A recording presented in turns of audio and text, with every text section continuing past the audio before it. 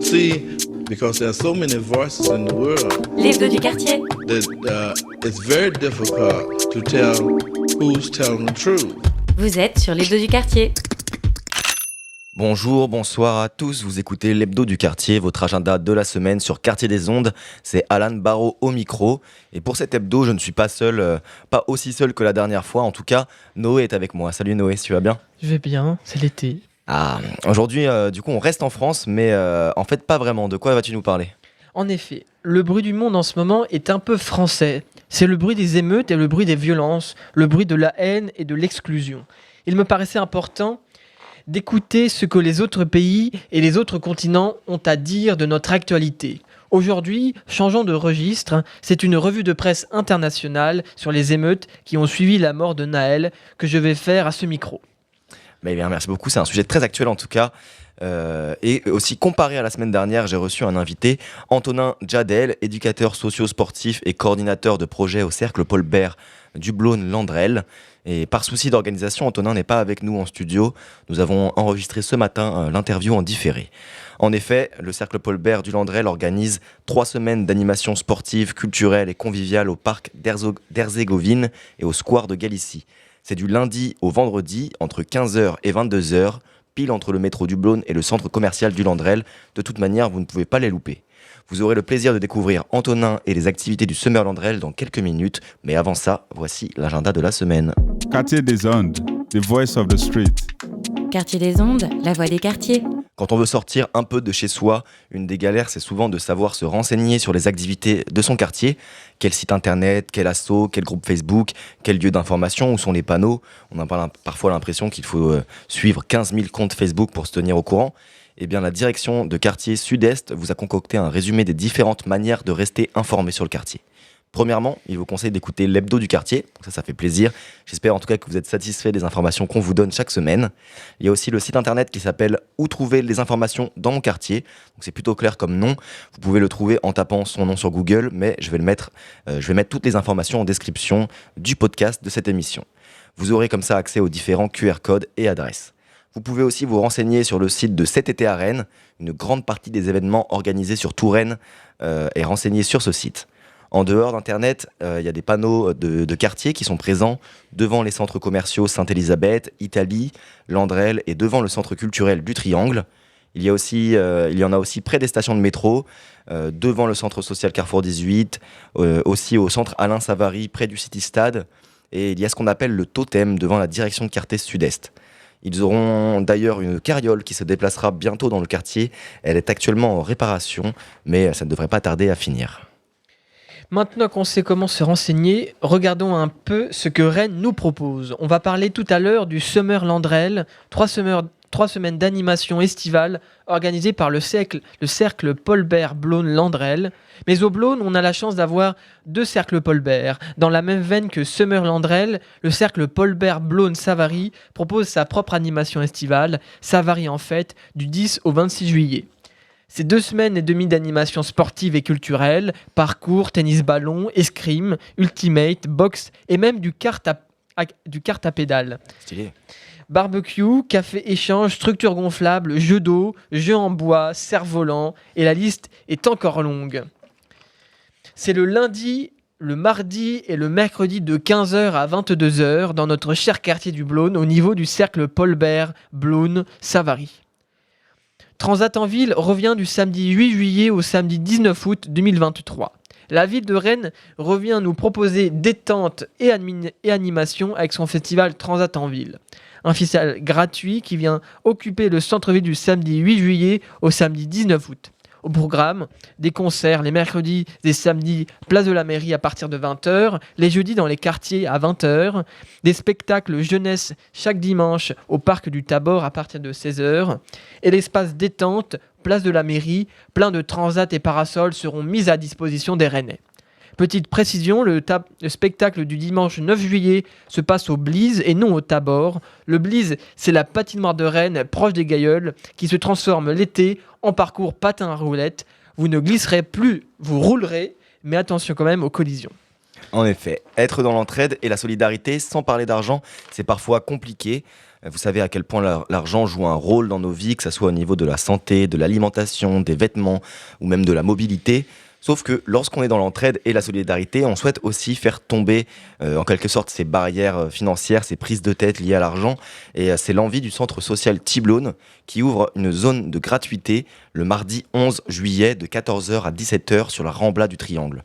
Alors une zone de gratuité, ce n'est pas un vide-grenier car il n'y a rien à acheter, ce n'est pas non plus du troc car il n'y a pas d'échange, c'est simplement donner, prenez.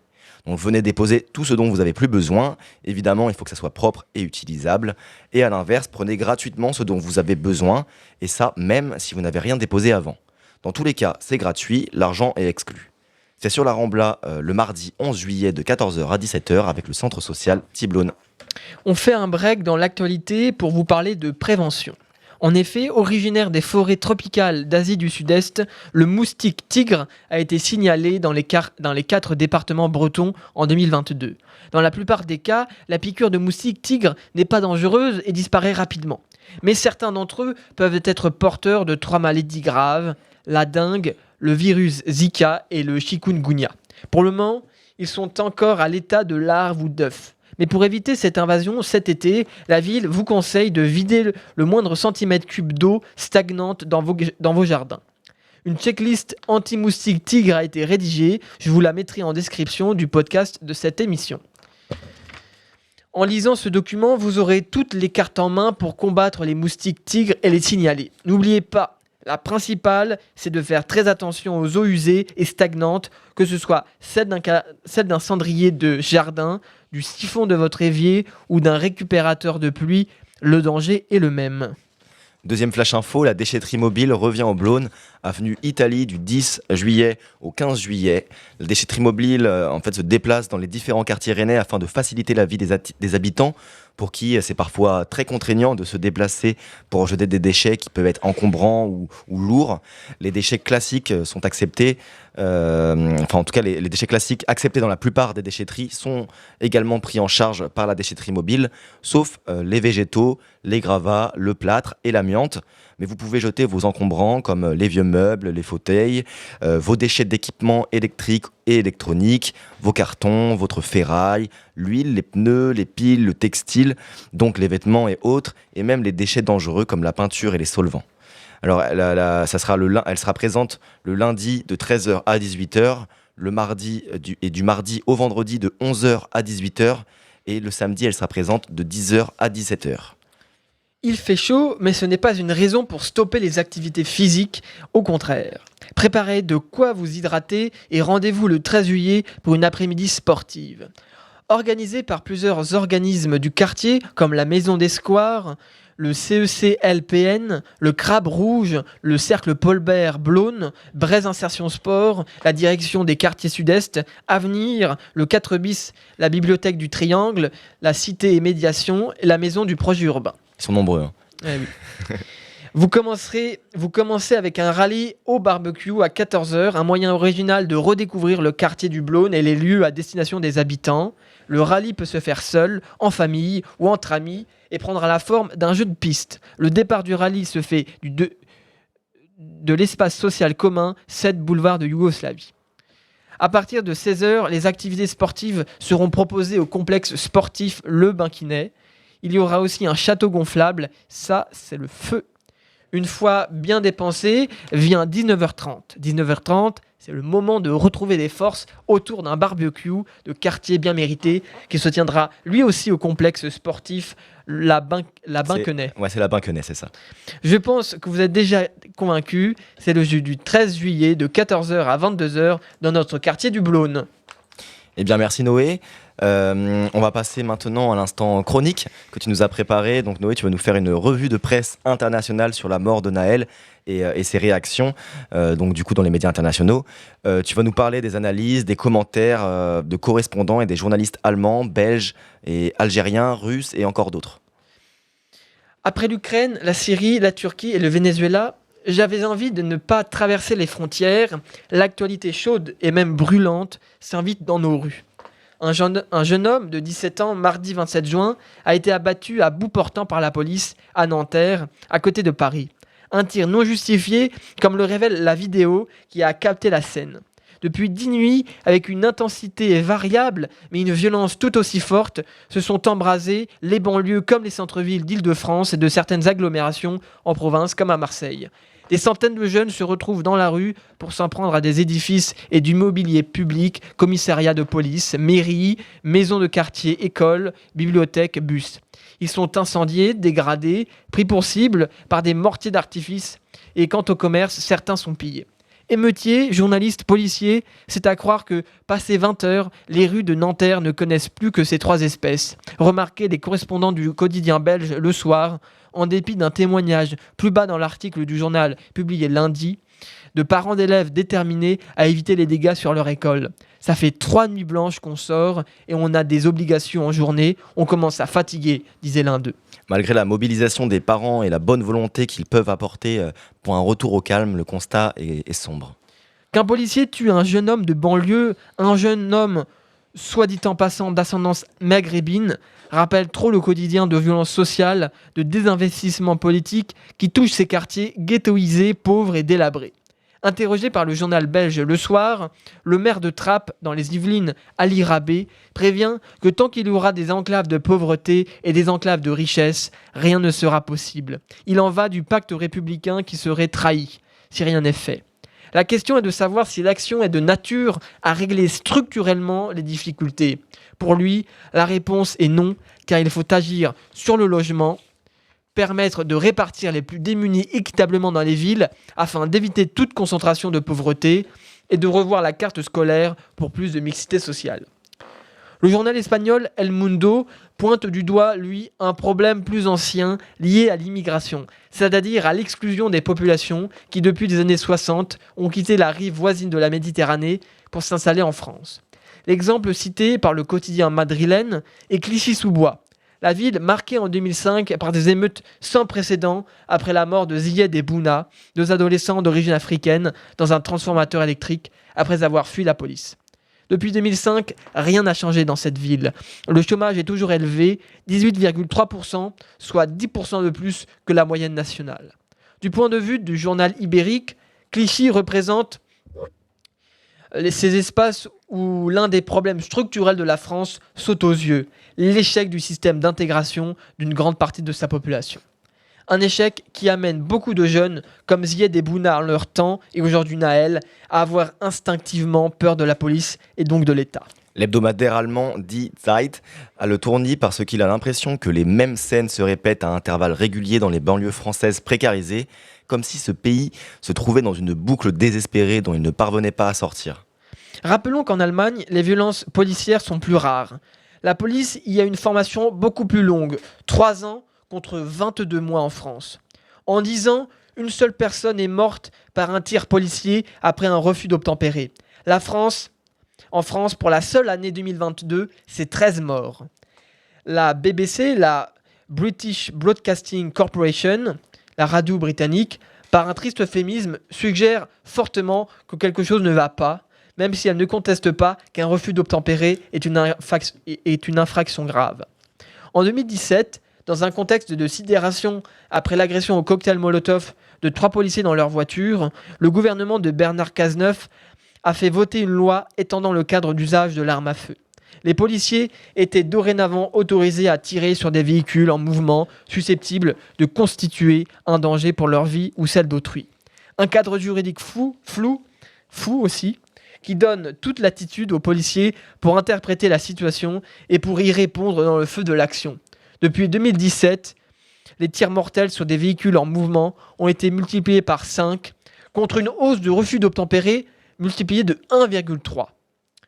La communication du ministre de l'Intérieur, Gérald Darmanin, que le New York Times a jugé inhabituellement critique vis-à-vis du comportement du fonctionnaire à Nanterre. Il n'en reste pas moins que l'exécutif a perdu la main sur les syndicats de la police. Pourquoi ? Des syndicats, Alliance et UNSA Police, qui qualifient une partie de la population de horde sauvage, de nuisibles, et contre qui ils s'estiment en guerre. Le communiqué de ces syndicats explique qu'ils iraient en résistance face au gouvernement si celui-ci n'obtempère pas. Sauf que Macron, aux yeux de l'hebdomadaire hambourgeois Die Zeit, se trouve désormais dans un piège politique. Il devrait réformer une police qui vient tout juste de lui sauver la peau avec la réforme des retraites, Mais il ne peut pas la réformer car son gouvernement a plus que jamais besoin de policiers armés. Ce qui fait dire au quotidien munichois Süddeutsche Zeitung qu'en France, la police ne protège pas en premier lieu les citoyens, elle protège l'État. Ce qui clôture notre chronique en format revue de presse. Waouh. Eh ben merci beaucoup Noé pour cette chronique. Je pense que c'est très important. C'est pas mal du coup de prendre du recul sur la France en prenant exemple des avis des pays extérieurs. Sans doute que je le ferai l'année prochaine, en septembre. Oui, alors du coup on en profite parce que là c'est peut-être ta dernière chronique dans l'hebdo selon à quel moment tu repars en vacances, c'est ça ? Donc Noé va développer un projet, on peut en parler un petit peu pour l'année prochaine. Donc du coup tu auras un temps plus long pour justement développer mieux ces chroniques-là.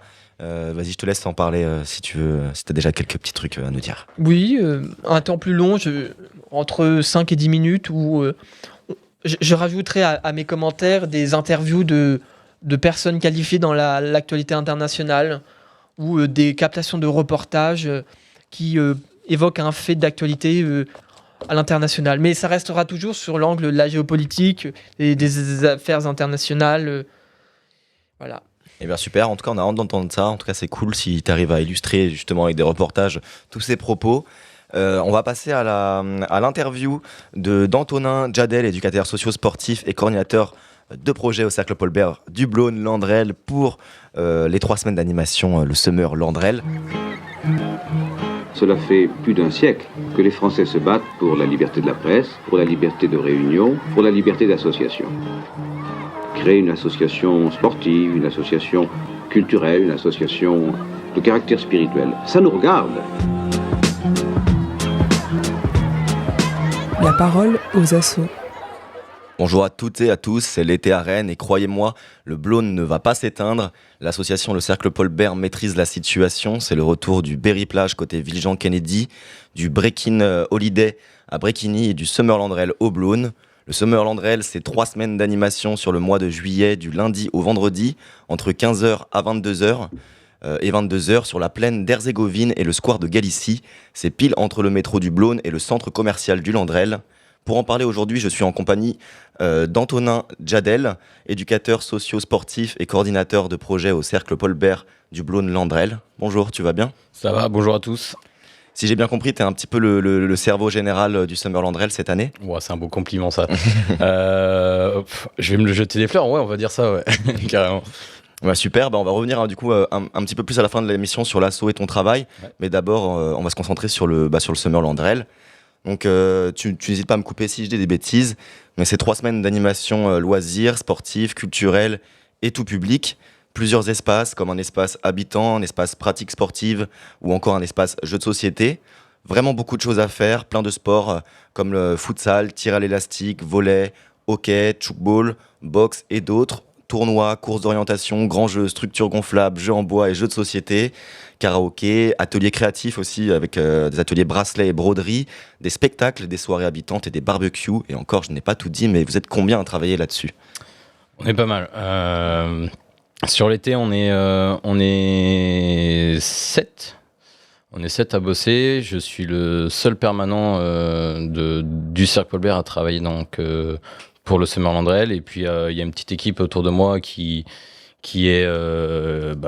m'accompagne et qui, pour eux, ça fait déjà 2e année qu'ils sont avec nous. Et puis, on accueille aussi des SNU, donc Service National Universel, qui nous accompagnent aussi sur le projet. D'accord, donc ça, service national universel, ça ressemble au service civique ou ça n'a rien à voir ? Ça n'a rien à voir, je connais pas exactement ce que c'est, mais c'est un peu l'ancêtre du service militaire, quoi. Ah d'accord. Donc, ils ont une semaine de stage ou quelque chose comme ça, et puis après ils ont de la pratique dans le milieu associatif. Et donc le Summer Landrel, ça a commencé là le 3 juillet, et ça se finit le 21. C'est quoi ton ressenti pour le moment ? Eh ben ça commence plutôt pas mal. On a beaucoup de fréquentation, je m'attendais pas, on fait la meilleure ouverture depuis 4 ans, ça fait 4 ans que le Summer Landrel existe, on fait le meilleur démarrage de notre histoire pour l'instant, donc ça promet de belles choses, donc j'espère que, bon, il y a encore l'école, donc ça finit cette semaine là, l'école. Ouais, c'est aujourd'hui le dernier jour, ah ouais. Et donc ça va encore plus exploser que ça, donc c'est certainement. Cool. Et on dit souvent que d'ailleurs Rennes s'endort l'été, t'en penses quoi de ça ? Je sais pas. Non, Rennes ne s'endort pas, les habitants sont toujours là. Bon, c'est la situation actuelle de nos vies, donc il y a peut-être moins de départs en vacances. Il y a peut-être des gens qui peuvent pas partir en vacances tout simplement. Et, bon, les étudiants partent, mais les Rennais sont toujours là. Et... Oui, ça vient surtout de là en fait. C'est surtout les étudiants qui partent. Ouais, c'est ça. C'est pour ça qu'on dit que ça dort, mais en final, non, il y a toujours du monde. Et d'où vient l'idée, donc ça fait 4 ans, d'où vient l'idée du Summerland Rail à la base? Alors à la base, le Summerland Rail, c'est on va dire le petit frère d'un projet qui s'appelle le Blonde in Sport. C'est un projet que je mène également à chaque vacances scolaires sur le quartier du Blône. Et on s'est dit, après, on va dire que c'est le demi-frère de Berry Plage, qui existe lui depuis 6 ou 7 ans, 6 ans je crois. Et donc voilà, on s'est dit, il y avait quelque chose à faire sur le quartier. La direction des sports animait le côté plus ouest, donc du côté de Savary, donc métro Italie. Et on s'est dit, bah voilà, il y a une autre partie du quartier qui est dépourvue d'animation l'été, donc on s'est dit, on va pérenniser un peu le projet Blonde in Sport sur tout le mois de juillet. Parce qu'il y a Savary en fait aussi. Ouais, depuis cette année, le projet Savary en fait est né. Parce que la direction des sports est partie de Savary pour aller au parc des Hautes-Ombres. Donc il y avait quelque chose aussi à faire là-bas, donc on s'est lancé aussi. Super. Et pour toi, le Summerland Rail, c'est quoi? Comment tu donneras envie aux gens? Venez, vous verrez. Non, le Summerland Rail, c'est des moments de partage, de sport, de bonne humeur, voilà, c'est les vacances quoi, tout simplement. C'est les vacances. Ok. T'as participé dès le premier, toi? Ouais. Okay. C'est moi qui suis à l'origine du projet.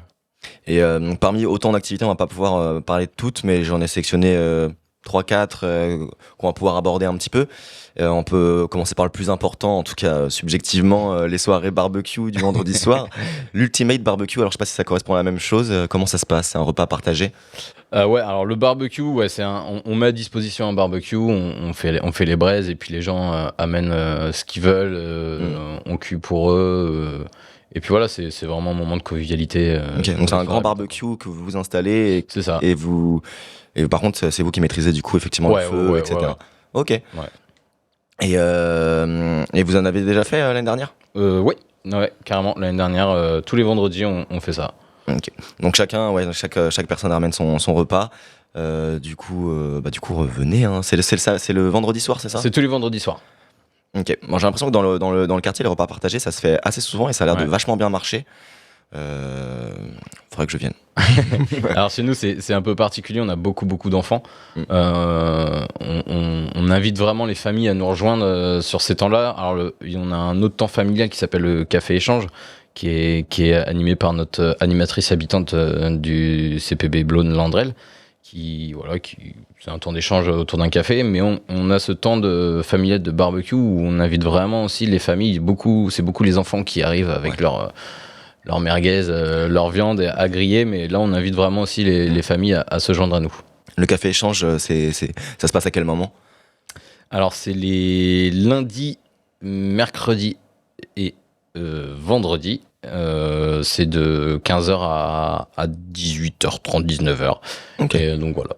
Et il y avait aussi l'arène IPS qui m'a pas mal intrigué déjà par le nom et tout. Donc j'étais me renseigner un peu, ça a l'air super chouette. Est-ce que tu peux nous expliquer ce que c'est? Alors l'arène IPS, c'est une petite structure gonflable où à l'intérieur il y a pour faire simple, des petites ampoules qui s'allument et le but c'est de l'éteindre le plus vite possible. Ça se joue à 2, à 3, enfin à 2, à 4 ou voilà. Il y a deux équipes de chaque côté, et puis c'est une compétition, il faut éteindre le plus de lumière que l'adversaire. C'est un peu comme le jeu de la taupe, là, enfin, mais en version humaine, quoi. Un peu, en version lumineuse, c'est un peu ça, ouais. Il y a aussi des spectacles, est-ce qu'ils seront nombreux, est-ce qu'ils seront en extérieur? Il y en a 2, il y a le 11, donc la semaine prochaine, et le 20. C'est 2 spectacles, donc un spectacle d'une troupe. Alors je vais m'excuser tout de suite, j'ai plus les noms en tête.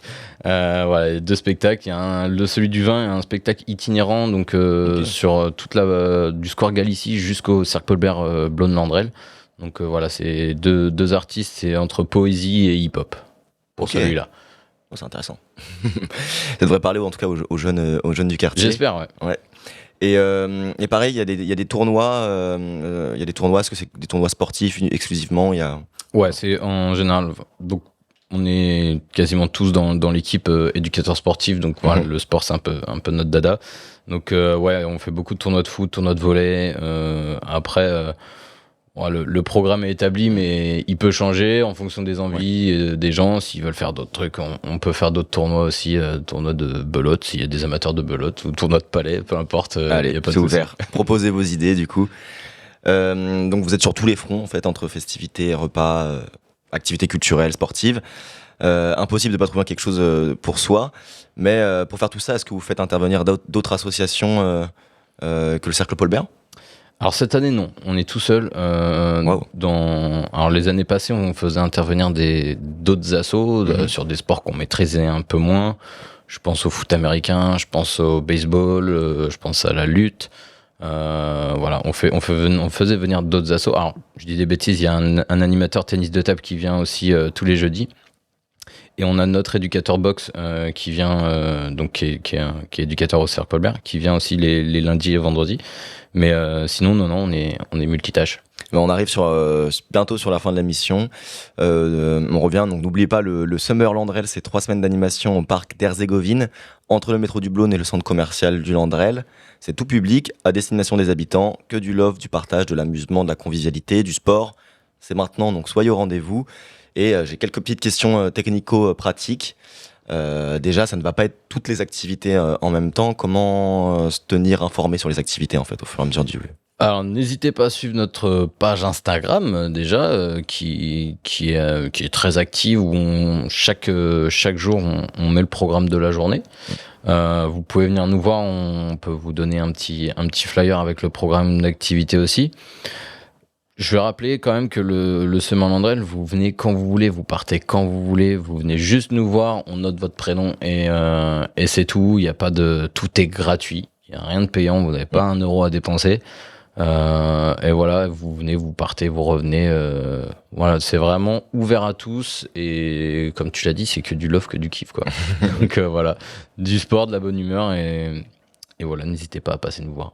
Et est-ce qu'il y a des activités adaptées aux personnes en mobilité réduite ou handicap physique, tu disais psychique tout à l'heure aussi? Ouais, alors moi c'est quelque chose que j'y tiens à ce sujet-là parce que dans mon métier je suis spécialisé dans le handicap. Donc déjà c'est un lieu qui est adapté. Il y a pas de marche, il y a rien. Bon, il y a un peu d'herbe, mais bon il y a des bras pour pousser des fauteuils si besoin. Tout est facile en fait, il n'y a pas de souci, on peut adapter toutes nos activités. Alors, je vais pas dire toutes, parce que presque toutes nos activités, je vais pas mettre un fauteuil sur une structure gonflable, malheureusement ça existe pas encore aujourd'hui. Mais voilà, sur toutes nos activités, on peut faire des choses pour tout le monde. Trop bien. Et pour les seniors? Ça revient en même, du coup, ça revient en même. Et puis je le dis vraiment, c'est un programme qui a été établi, il peut changer, il peut, en fonction des envies des gens et des idées, on peut faire d'autres choses. Quoi. Ok. Ah oui, si, par contre, pour les très jeunes enfants, c'est peut-être un peu différent. Ouais, c'est un peu différent, effectivement. On va créer, en tout cas sur les temps de café-échange, en fait, un petit espace pour les tout petits. Donc voilà, avec une petite piscine à balles, un peu des trucs de motricité. Donc voilà, il y a que sur ces temps-là où on peut accueillir les tout petits. Je veux juste dire un petit truc aussi là qui me passe par la tête. On est ouvert à tous. Bon, c'est pas cool ce que je veux dire, mais on est ouvert à tous, mais on n'a pas la responsabilité en fait des jeunes qui passent sur nos animations. Alors sur nos animations, on fait attention. Comme nos enfants, on est responsable d'eux, mais s'ils veulent partir, ils partent, tout ça. Donc j'insiste aussi sur le côté des parents, en fait, de venir aussi participer aux événements. Et puis c'est des bons moments aussi à passer avec vos enfants, donc voilà. Oui, ils peuvent participer en plus. Ah ouais, carrément, mais au contraire, il faut participer avec les enfants. C'est des bons moments, des bons souvenirs. C'est dans le sens où vous n'allez pas... vous allez pas faire l'appel ou quoi que ce soit. C'est ça, ouais. Hier, on a eu une centaine d'enfants à passer, donc on peut pas surveiller tout le monde qui arrive, qui part. Donc voilà. On reste sur l'espace public, donc les enfants sont sur la responsabilité de leurs parents ou leurs responsables. Eh ben super. Et est-ce que tu as une activité coup de cœur, toi, dans toutes celles qui sont proposées? Moi, ça va être aujourd'hui, c'est le tir élastique que j'adore. Alors, aujourd'hui, en fait, c'est le lancement de l'été du Blône. Ouais. Donc, on a tous les partenaires du quartier, toutes les structures jeunesse du quartier qui viennent animer au Summerland Rail. Et on met en place une petite structure gonflable qui s'appelle le tir élastique, où on est accroché à un élastique et le but du jeu, c'est d'aller plus loin que son adversaire. Ah ouais, je Avec vois. l'élastique. Ok, je vois ça. Je pensais au début que c'était un truc un peu comme le tir à la corde, mais en fait, pas du tout. Pas ok. du tout. Non, Ok, ouais. ok. Non, moi, c'est mon Bah, c'est côté les gamin outils. qui passe, quoi. Ah ouais, mais du coup, tu te fais tirer et tu repars en C'est arrière. ça, dans la- exactement. Ça doit être super. Du coup, on arrive. C'est la fin de l'émission. Donc, je le rappelle encore une dernière fois pour être sûr que tout le monde ait bien compris. Le Summerland Rail, c'est de 15h à 22h. C'est plein d'activités tout public. Encore une fois, gratuites. Sur la plaine d'Herzégovine et le square de Galicie. Et de toute manière, on peut pas vous louper si pouvez on pas. passe par là. Donc, Vous pouvez pas nous louper. Il y a des panneaux partout, vous pouvez pas nous louper. nickel. Merci beaucoup, Antonin, d'être passé au Merci, je studio. remercie aussi tous les partenaires aussi qui sont avec nous sur le projet, notamment la ville de Rennes, la direction de quartier et tous nos financeurs et toutes les assos aussi du quartier qui passent et qui nous soutiennent sur ce projet-là. Donc merci à tout le monde, merci aussi C'est ça, Quartier des Ondes, ouais, pardon. Et donc voilà, merci aussi de nous mettre en avant et de mettre en avant toutes les initiatives du quartier parce que on en a tous besoin et voilà, Merci beaucoup, ça fait plaisir. avec plaisir. C'était Alan au micro sur la radio Quartier des Ondes. À bientôt.